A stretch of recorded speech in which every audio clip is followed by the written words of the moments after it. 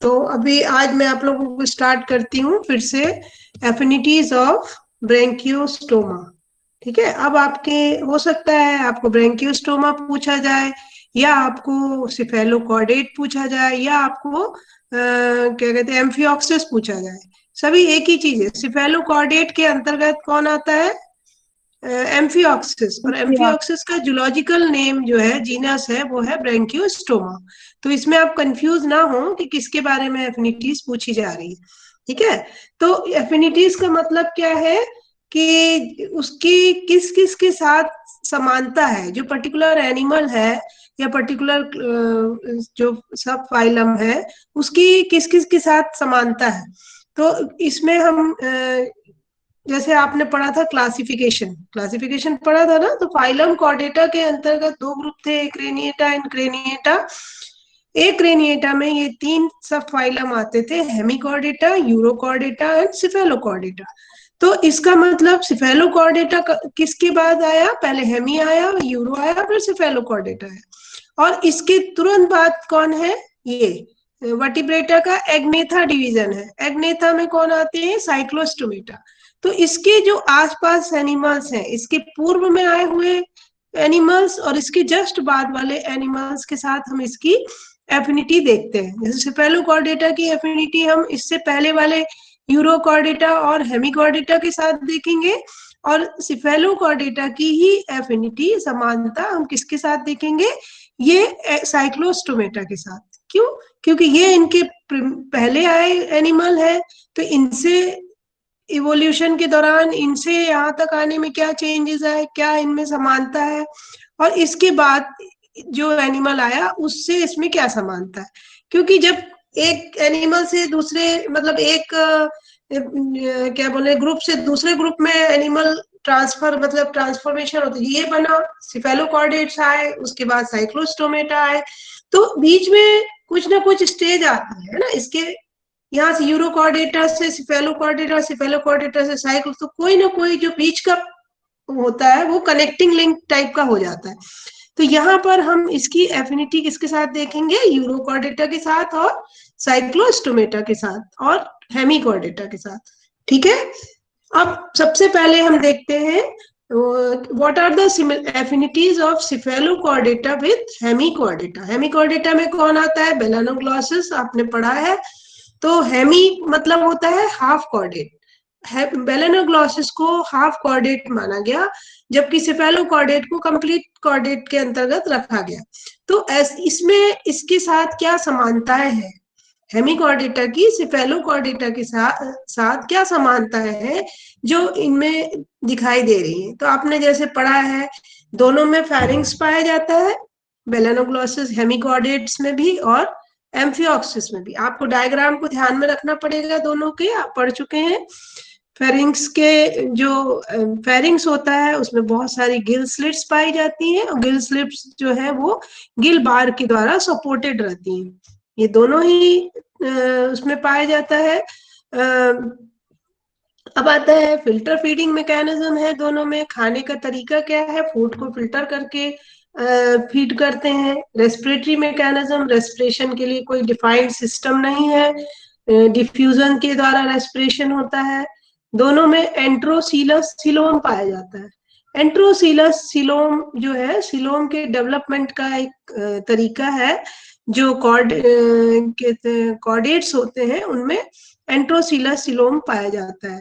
इसका मतलब होता है कि जैसे कि आपको ये जो डायग्राम सब समझने के लिए केवल हमने आपको ये डायग्राम बता रहे हैं। सिलोम का जो डेवलप, सिलोम किसको बोलते हैं हम?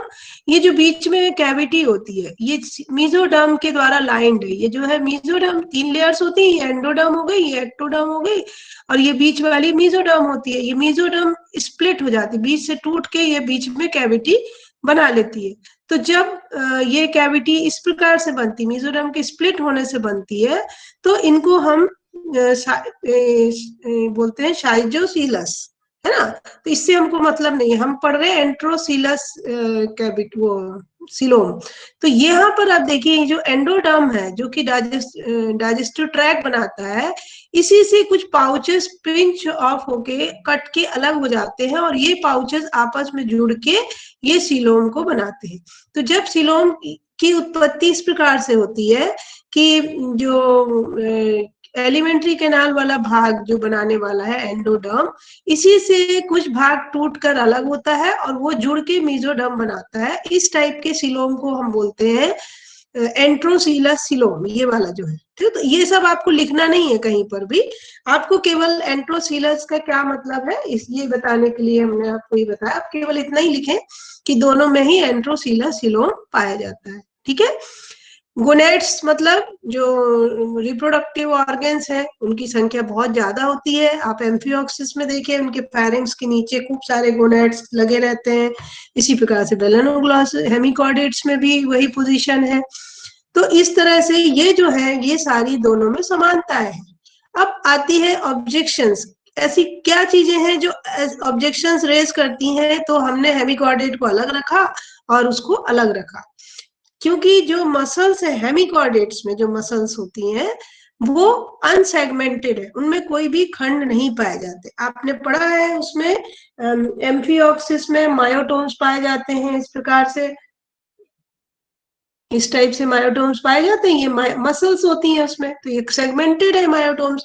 जबकि जो हेमिकॉर्डेट्स हैं उनमें जो मसल्स है वो सेगमेंटेड नहीं होती। ठीक है, हेमिकॉर्डेट्स की जो मसल्स हैं वो सेगमेंटेड नहीं होती, जबकि इसकी सेफेलोकॉर्डेट्स की मसल्स सेगमेंटेड होती हैं। फिर जो हेमिकॉर्डेट्स हैं उनका नर्वस सिस्टम जो होता है वो नॉन कॉर्डेट टाइप का होता है। मतलब कॉर्डेट टाइप का ना होकर वो कैसा होता है, नॉन कॉर्डेट टाइप का होता है। इनकी जो गिल स्लिट्स होती हैं, जैसे एम्फियोक्सिस में गिल स्लिट्स की पोजीशन लेटरल साइड में होती है। मतलब जैसे फेरिंक्स है, फेरिंक्स से एक साइड इधर होगी और इस साइड होगी, दोनों side, right and left side. जबकि जो हेमिकॉर्डेट्स है उनमें गिल स्लिट्स डॉर्सल साइड में होती, पीठ की तरफ ना, डॉर्सल पोजीशन पर उपस्थित होती है।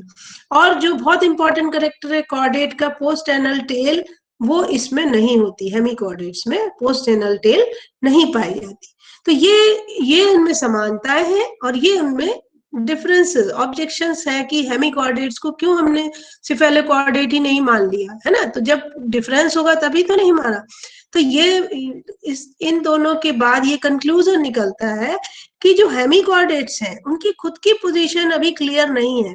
उनको कुछ लोग कॉर्डेट्स के अंतर्गत रखते हैं, कुछ लोग नॉन कॉर्डेट्स में रखते हैं। अभी उनकी पोजीशन एकदम क्लियर नहीं है। तो ये क्या बताते हैं कि जो हेमिकॉर्डेट है, इससे हमको ये पता चलता है कि जो हेमिकॉर्डेट है वो सिफेलोकॉर्डेट के कंपैरिजन में ज्यादा प्रिमिटिव है, ज्यादा पूर्व, जैसे पूर्व में आया है तो प्रिमिटिव है, मतलब वो कम डेवलप्ड है और पहले आया हुआ है।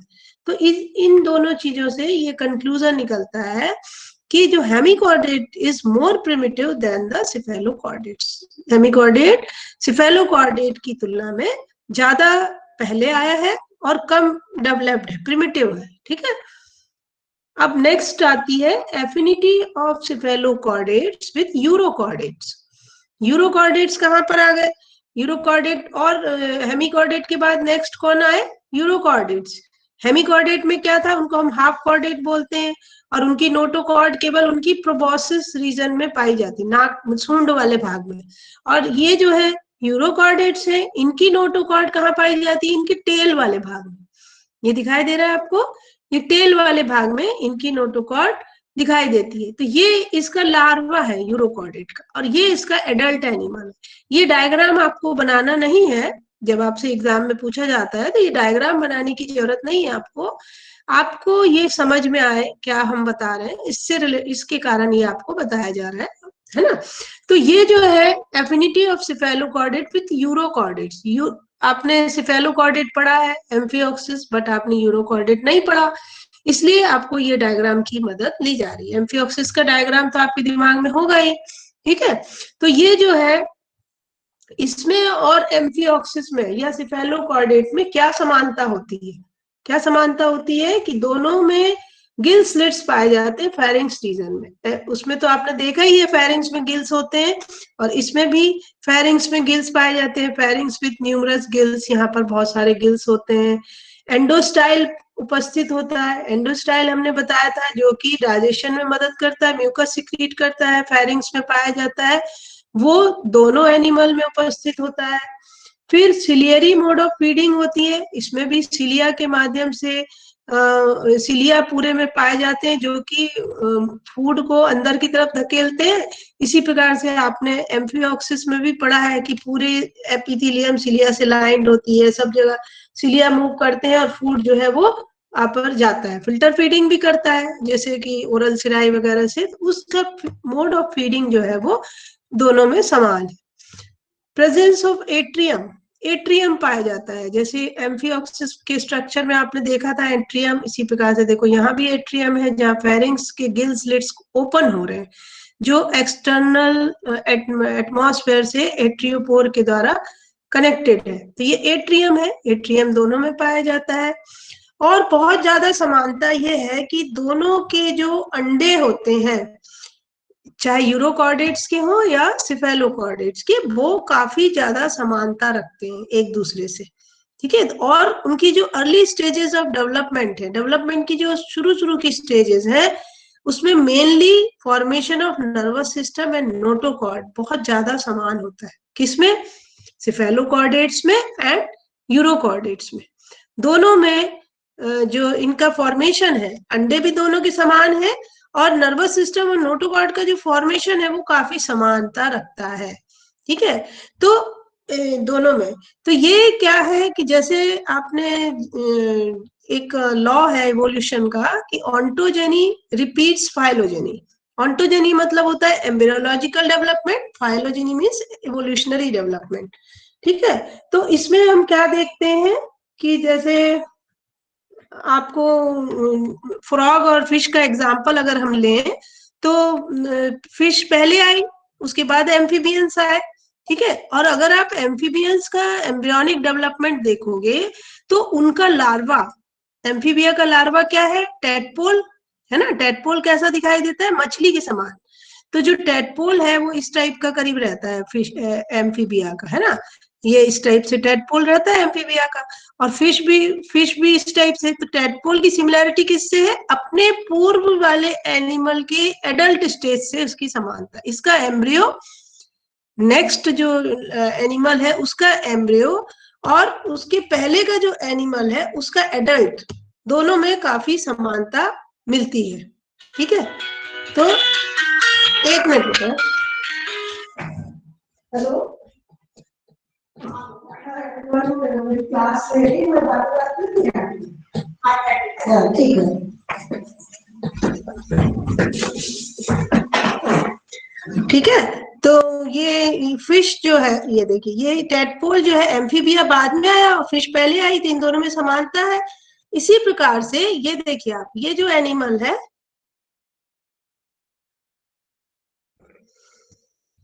इनके एम्ब्रियोनिक डेवलपमेंट दोनों का समान है। अब आपने इसका जो लार्वा है, ये जो है बोलना चाहिए आपका फॉर्मेशन है जो नर्वस सिस्टम और नोटोकॉर्ड का, दोनों समान है। किसका किसका?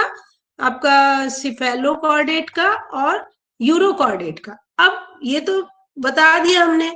नेक्स्ट आप देखेंगे कि जो एडल्ट यूरोकॉर्डेट है, अब जो मैं आपको बात बता रही थी उसकी यहाँ पे समझ आएगी आपको। जो एडल्ट यूरोकॉर्ड है वो डीजेनरेट फॉर्म है, ये वाला जो एडल्ट यूरोकॉर्डेट है वो इसके कंपैरिजन में डीजेनरेट फॉर्म है। तो यहाँ पर अभी हमने आपको बोला कि जो नोटोकॉर्ड है इसमें, इसके एडल्ट में नोटोकॉर्ड पाई ही नहीं जाती, क्योंकि इसकी नोटोकॉर्ड होती है टेल में, और टेल जो है वो यहाँ पर आने के बाद नोटोकॉर्ड जो है वो खत्म हो जाती है। तो इसलिए ये क्या हो गया? ये डीजेनरेट फॉर्म है, मतलब ये ज्यादा डेवलप्ड है, ये कम डेवलप्ड है, ठीक है। तो इसलिए यहाँ पे तो आपने कह दी कि इनमें समानता है दोनों में, बट अगर इसका एडल्ट फॉर्म देखा जाए यूरोकॉर्डेट का, तो वो इससे कोई समानता नहीं रखता। उसमें हमको फिर काफी डिफरेंसेस देखने को मिलते हैं। कौन से डिफरेंसेस है? कि बॉडी अनसेगमेंटेड है किसकी? यूरोकॉर्डेट्स की, और सेल्यूलोज का टेस्ट से कवर्ड है, जो कि टेस्ट उसमें नहीं पाया जाता। टेस्ट मतलब खोल, ठीक है। नर्व कॉर्ड जो है, नर्व कॉर्ड, नोटोकॉर्ड, इसमें एडल्ट में नहीं पाई जाती। अभी हमने आपको इसके पहले बताया कि इनका डेवलपमेंट नर्वस सिस्टम का और नोटोकॉर्ड का दोनों समान होता है।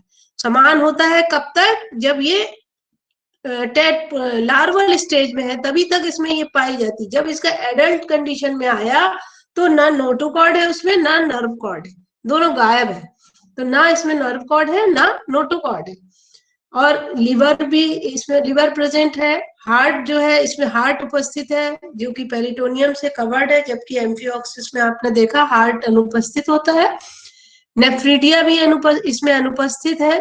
ये एनिमल जो है वो हर्माफ्रोडाइट है, मतलब मेल फीमेल गोनेड एक ही में पाए जाते हैं, जबकि जो सिफेलोकॉर्डेट्स है वो यूनिसेक्सुअल है। Larva undergoes retrogressive Metamorphosis. Retrogressive Metamorphosis का क्या मतलब होता है? जब कोई, जैसे नॉर्मल मेटामॉर्फोसिस में क्या होता है कि जो टेडपोल है जब वो मेटामॉर्फोसिस करेगा तो जो एडल्ट बनेगा वो ज्यादा डेवलप्ड है कंपैरेटिव टू टेडपोल। बट इस केस में क्या है? उल्टा है, उल्टी कंडीशन है। टेट जो लार्वा है वो ज्यादा डेवलप्ड है और एडल्ट जो है वो कम डेवलप्ड, मतलब कंडीशन रिवर्स हो गई। तो इसलिए इसको हम बोलते हैं रिट्रोग्रेसिव मेटामॉर्फोसिस। एक प्रोग्रेसिव है जिसमें कि लार्वा कम डेवलप्ड है और एडल्ट ज्यादा डेवलप्ड है, वो प्रोग्रेसिव मेटामॉर्फोसिस है। और ये कौन सी है? रिट्रोग्रेसिव, मतलब रिवर्स है। जो लार्वा है वो ज्यादा डेवलप्ड है और जो एडल्ट है वो कम डेवलप्ड। तो ये सारी चीजें हमको सिफेलोकॉर्डेट में देखने को नहीं मिलती है। तो ये सारे डिफरेंसेस हमको क्या बताते हैं कि इन दोनों में काफी समानता होने के बाद, होने इसके जो समानता है वो ये शो करती है कि दोनों की उत्पत्ति एक कॉमन एंसेस्टर से हुई है, सिफेलोकॉर्डेट की भी और यूरोकॉर्डेट की। दोनों की जो एंसेस्टर है, दोनों का जो पूर्वज है वो दोनों समान है। उसके बावजूद भी जो सिफेलोकॉर्डेट है वो ज्यादा इवॉल्व्ड है, ज्यादा डेवलप्ड है as compared to urochordates. Clear हुई बात? हेलो, यस Yes, समझ में ma'am. आ रहा यस है? मैम। समझ में आ रहा है कि नहीं आ रहा है? Yes, ma'am. और ये इनकी स्लाइड्स लेते जाना आप लोग, उससे आपको इजी रहेगा, है ना। अब आता है next, affinities of Branchiostoma with Cyclostomata. Cyclostomata के साथ ब्रैंकियोस्टोमा की क्या समानता है? साइक्लोस्टोमेटा अब नेक्स्ट हो गया। अभी इनके पीछे के एनिमल से हम एफिनिटीज बता रहे थे, अब हम आगे के एनिमल के साथ एफिनिटीज देखेंगे, ठीक है। तो अब आगे के एनिमल में जो मैं पहले आपको बता रही थी ऑन्टोजेनी रिपीट्स फाइलोजेनी, वो यहाँ पर लागू होगा। जैसे ब्रैंकियोस्टोमा है और एमोसीट लार्वा। एमोसीट लार्वा किसका लार्वा है? याद है? पेट्रोमाइजोन का। पेट्रोमाइजोन को हम क्या बोलते हैं? लैम्प्रे। और वो किस में आता है? साइक्लोस्टोमेटा के अंतर्गत आता है। तुम साइक्लोस्टोमेटा के साथ समानता देखने के लिए हम किसके साथ समानता देख रहे हैं? पेट्रोमाइजोन के जो लार्वा होता है, एमोसीट लार्वा, उसके साथ देख रहे हैं, ठीक है। तो ये बोल रहे हैं कि जो इसका ब्रैंकियोस्टोमा है वो काफी समानता रखता है किसके साथ? अपने आगे वाले जो एनिमल है, जो साइक्लोस्टोमेटा है, उसके लार्वा के साथ। जो भी हमने आपको पहले एग्जांपल दे रहे थे फिश और उसका फ्रॉग का, कि फ्रॉग का लार्वा और फिश से मैच करता है, इसी प्रकार से ब्रैंकियोस्टोमा किसके लार्वा से मैच कर रहा है? एमोसीट के लार्वा से। मतलब एम्ब्रियोनिक डेवलपमेंट जब आप देखोगे किसी भी एनिमल का, तो उसके पूर्व का एनिमल जो है, एडल्ट एनिमल है, उसकी छवि आपको आगे वाले एनिमल के एम्ब्रियोनिक डेवलपमेंट में दिखाई देती है। जब आप ह्यूमन का भी डेवलपमेंट देखोगे तो आपके जो एम्ब्रियो होते हैं छोटे छोटे, कोई मछली की छोटे छोटे, मतलब मछली जैसे गिल्स भी होते हैं, सब कुछ होता है। देखो किसी भी एनिमल का एम्ब्रियो देखोगे तो सबके एम्ब्रियो अब देखना काफी कुछ समान दिखाई देते हैं। तो एमोसीट लार्वा का जो लार्वा जो है वो ब्रैंकियोस्टोमा से मैच करता है, सिमिलरिटी रखता है। कैसे? दोनों लंबे हैं, बॉडी स्लेंडर बॉडी है, मछली के समान बॉडी है दोनों की, एम्फियोक्सिस की भी और एमोसीट लार्वा की भी। दोनों में कंटिन्यूअस डोर्सल फिन पाया जाता है।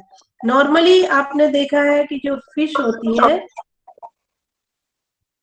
नॉर्मली जो फिश होती हैं उनमें पेयर्ड फिन्स होते हैं, एक फिन यहाँ होगा, एक फिन यहाँ होगा, एक फिन यहाँ होगा, एक फिन यहाँ होगा, है ना। ये आपके हो गए डोर्सल फिन है, पेल्विक है, पेक्टोरल है। जबकि ये जो आपने देखा एम्फिओक्सिस में क्या था, फिन कैसा था बताओ? पूरा कंटिन्यूअस फिन था, डोर्सल फिन कंटिन्यूअस था ना। इसी हाँ, तो इसमें जो डोर्सल फिन जो होता है कंटिन्यूअस होता है,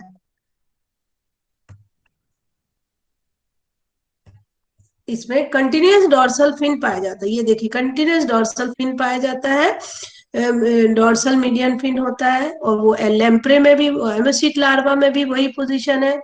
mouth surrounded by oral hood. जैसे साइक्लोस्टोमेटा का क्या मतलब होता है? सर्कुलर माउथ, है ना, जिनका माउथ सर्कुलर है। तो इसमें क्या पाए जाते हैं? बकल फनल होती है लैम्प्रे में, और इनमें क्या है? इनका माउथ जो है किससे सराउंडेड है? ओरल हुड से। और एम्फिऑक्सिस इनका भी सर्कुलर हो गया माउथ। वेलम उपस्थित होता है दोनों में। फेरिंग्स के बाद जो वेलम होता है जो कि फूड को एंट्री देता है फेरिंग्स में, है ना, वो वेलम दोनों में पाया जाता है। फेरिंग्स में एंडोस्टाइल पाया जाता है और गिल स्लिट्स पाई जाती हैं दोनों के। Dorsal hollow nerve cord and notochord दोनों में उपस्थित होती है। ये तो इंपॉर्टेंट करेक्टर है, इसीलिए इन सबको कॉर्डेट में रखा गया है। तो ये जो है ये इन दोनों के साथ समानताएं देखने को मिली है। तो इन सब की आपका फंडामेंटल कॉर्डेट करेक्टर्स हैं। हाँ, तो ये सारे करेक्टर्स कॉर्डेट करेक्टर, इन सब के अलावा इनमें क्या है? Gill slits, metameric myotomes, post anal tail, ये किसमें पाई जाती हैं? उसमें क्या बोलना चाहिए, एम्फिऑक्सिस में ये और अधिक पाई जाती हैं। ये है। अब फाइनली हम देखते हैं affinities of cephalochordata with chordates. Chordates के साथ हमको इसको फाइनल एफिनिटीज देखना है, क्योंकि कॉर्डेट में तो इसको आपने रखा ही है, इसलिए कॉर्डेट के साथ तो इसमें सारी समानताएं होनी चाहिए। तो इसमें डॉर्सल ट्यूबुलर नर्व कॉर्ड पाया जाता है, नोटोकॉर्ड पाई जाती है, जो कि पूरे टेल से लेकर पूरे आगे सिफेलिक रीजन, हेड रीजन तक उपस्थित होती है। इसीलिए इसको सिफेलोकॉर्डेटा कहा जाता है। सिफेलो मतलब हेड, हेड रीजन, और कॉर्ड मतलब string. Notochord is present up to head region, इसलिए इसको सिफेलोकॉर्डेटा कहा गया। गिल स्लिट्स पाई जाती हैं फेरिंग्स में। पोस्ट एनल टेल होती है। लिवर जो है वो डायवर्टिकुलम जो है वो लिवर की तरह कार्य करता है। और हिपैटिक पोर्टल सिस्टम पाया जाता है, जैसे कॉर्डेट्स में पाया जाता है इसमें भी पाया जाता है। मायोटोम्स पाए जाते हैं जो लोकोमोशन में मदद करते हैं और एनिमल को मेटामेरिक सेगमेंटेड बनाते हैं, मतलब उनके सेगमेंटेड बॉडी कहलाती है ड्यू टू मायोटोम्स। मायोटोम्स के कारण हम कह सकते हैं कि इनकी बॉडी सेगमेंटेड होती है मायोटोम्स के द्वारा, जो कि कॉर्डेट्स में भी होता है। हमारे में कैसे सेगमेंटेशन है? वर्टिब्री पाई जाती है हमारे अंदर, है ना, जैसे ये स्कल है, स्कल है, ठीक है, और ये एटलस, एक्सिस, टिपिकल, ऐसे वर्टिब्री पाई जाती थी, ये सेगमेंटेशन शो करती है। तो कॉर्डेट का वो भी करेक्टर है मेटामेरिक सेगमेंटेशन होना, ठीक है। अब और एक इंपॉर्टेंट करेक्टर जो सीलोम है वो लाइंड होता है मीजोडर्मल एपिथेलियम से। कि मीजोडर्म जो सीलोम मतलब देहगुआ, देहगुआ बॉडी कैविटी जो होती है उसकी जो लाइनिंग होती है वो किसकी बनी होती है? मीजोडर्मल एपिथेलियम से बनी होती है, जो कि कॉर्डेट का करेक्टर। फिर ब्लड का जो फ्लो होता है वो जो वेंट्रल जो साइड है ना, वेंट्रल ब्लड वेसल्स है और एक डोर्सल ब्लड वेसल्स है। आपने पढ़ा है जो सर्कुलेटरी सिस्टम पढ़ा ना एम्फिऑक्सिस का, तो उसमें क्या देखा था?